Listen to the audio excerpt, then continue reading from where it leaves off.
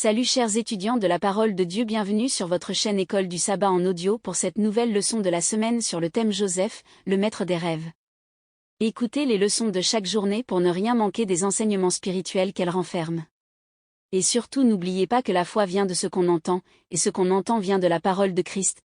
Bon confort d'écoute sous la présence de l'Esprit Saint. Sabbat après-midi. Introduction. Versets à mémoriser, ils se dirent l'un à l'autre. Voici le faiseur de songes qui arrive. Genèse 37 verset 19. L'histoire de Joseph, contenue dans les chapitres 37 à 50 du livre de la Genèse, couvre la dernière section du livre de la Genèse, de ses premiers rêves à Canaan, confère Genèse 37 verset 1er à 11, à sa mort en Égypte, voire Genèse 50 verset 26. En fait, Joseph occupe plus de place dans le livre de la Genèse que n'importe quel autre patriarche. Bien que Joseph ne soit qu'un des fils de Jacob, il est présenté dans la Genèse comme un grand patriarche, tout comme Abraham, Isaac et Jacob. Comme nous le verrons aussi, la vie de Joseph met en lumière deux vérités théologiques importantes. Premièrement, Dieu accomplit ses promesses. Deuxièmement, Dieu peut transformer le mal en bien. Dans l'étude de cette semaine, nous nous centrerons sur les débuts de la vie de Joseph. Il est le fils préféré de Jacob, et il est ironiquement surnommé Baal Akalomo, le rêveur, confère Genèse 37 verset 19, ce qui signifie littéralement maître des rêves, ce qui implique qu'il est un expert en rêves. Ce titre lui convient très bien, car non seulement il reçoit, comprend et interprète les rêves prophétiques, mais il les accomplit également dans sa vie. Dans ces chapitres, nous verrons, une fois encore, que la providence de Dieu est confirmée, en dépit du mal et de la méchanceté du cœur humain. Étudiez cette leçon pour le sabbat 11 juin. Fin de l'introduction de Sabbat après-midi. Journée de dimanche. Titre. Problèmes familiaux. Jacob s'installa enfin dans le pays.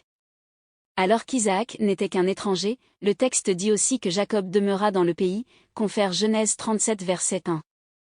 Toutefois, c'est quand il s'installa dans le pays que les ennuis commencèrent, cette fois de l'intérieur de la famille. Le problème ne portait pas sur la possession de la terre ou sur l'utilisation d'un puits, c'était principalement spirituel. Lisez Genèse 37 verset 1 à 11. Quelle dynamique familiale prédisposait les frères de Joseph à le haïr autant? Lecture du livre de Genèse chapitre 37 les versets 1 à 11, il est écrit, Jacob demeura dans le pays de Canaan, où avait séjourné son père. Voici la postérité de Jacob. Joseph, âgé de 17 ans, faisait paître le troupeau avec ses frères. Cet enfant était auprès des fils de Bila et des fils de Zilpa, femme de son père. Et Joseph rapportait à leur père leurs mauvais propos. Israël aimait Joseph plus que tous ses autres fils, parce qu'il l'avait eu dans sa vieillesse, et il lui fit une tunique de plusieurs couleurs. Ses frères virent que leur père l'aimait plus que tous, et ils le prirent en haine. Ils ne pouvaient lui parler avec amitié. Joseph eut un songe, et il le raconta à ses frères, qui le haïrent encore davantage. Il leur dit, « Écoutez donc ce songe que j'ai eu. Nous étions alliés des gerbes au milieu des champs, et voici, ma gerbe se leva et se tint debout, et vos gerbes l'entourèrent et se prosternèrent devant elle. » Ses frères lui dirent, « Est-ce que tu régneras sur nous? Est-ce que tu nous gouverneras? » Et ils le haïrent encore davantage, à cause de ses songes et à cause de ses paroles. Il eut encore un autre songe, et il le raconta à ses frères. Il dit, « J'ai eu encore un songe. Et voici, le soleil, la lune et 11 étoiles se prosternaient devant moi. » Il le raconta à son père et à ses frères. Son père le réprimanda, et lui dit, « Que signifie ce songe que tu as eu? Faut-il que nous venions, moi, ta mère et tes frères, nous prosterner en terre devant toi? » Ses frères eurent de l'envie contre lui, mais son père garda le souvenir de ces choses. Amen. D'après ce qui précède, quelle dynamique familiale prédisposait les frères de Joseph à le haïr autant? Dès le début, nous comprenons que Joseph, le fils de la vieillesse de Jacob voire Genèse 37 verset 3, jouissait d'une relation spéciale avec son père, qu'il aimait plus que tous ses frères comme mentionné dans Genèse 37 verset 4. Il est même allé jusqu'à lui faire une tunique de plusieurs couleurs, voire Genèse 37 verset 3, un vêtement de prince, confère 2 Samuel 13 verset 18, une indication de l'intention secrète de Jacob d'élever Joseph, le premier fils de Rachel, au statut de premier-né.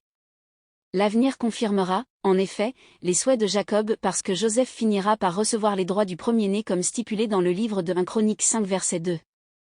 Il n'est donc pas étonnant que les frères de Joseph le haïssent tant et ne puissent même pas engager des conversations pacifiques avec lui, confère Genèse 37 verset 4. De plus, Joseph rapportait à son père tout comportement répréhensible de ses frères, voir Genèse 37 verset 2. Personne n'aime un mouchard. Alors, quand Joseph parlait de ses rêves, suggérant que Dieu le mettrait dans une position plus élevée et au point que, ses frères, s'inclineraient devant lui, ils le haïrent encore plus. Le caractère véritablement prophétique des rêves est même ratifié par le fait qu'ils soient répétés, voir Genèse 41 verset 32. Bien que Jacob ait ouvertement réprimandé son fils dans Genèse 37 verset 10, il garda cet incident dans son esprit, méditant sur sa signification et attendant son accomplissement, voir Genèse 37 verset 11. L'implication est que, peut-être, au fond de lui, il pensait qu'il pourrait y avoir quelque chose à ses rêves après tout. Il avait raison, même s'il ne pouvait pas le savoir à l'époque. Lisez Matthieu 20 versets 26 et 27. Quel principe crucial est révélé ici et comment pouvons-nous apprendre à manifester dans notre propre vie ce qu'il enseigne? Fin de l'étude de la journée de dimanche. Merci pour votre écoute attentive. Que Dieu vous bénisse. Abonnez-vous pour ne rien manquer des prochaines leçons. À demain.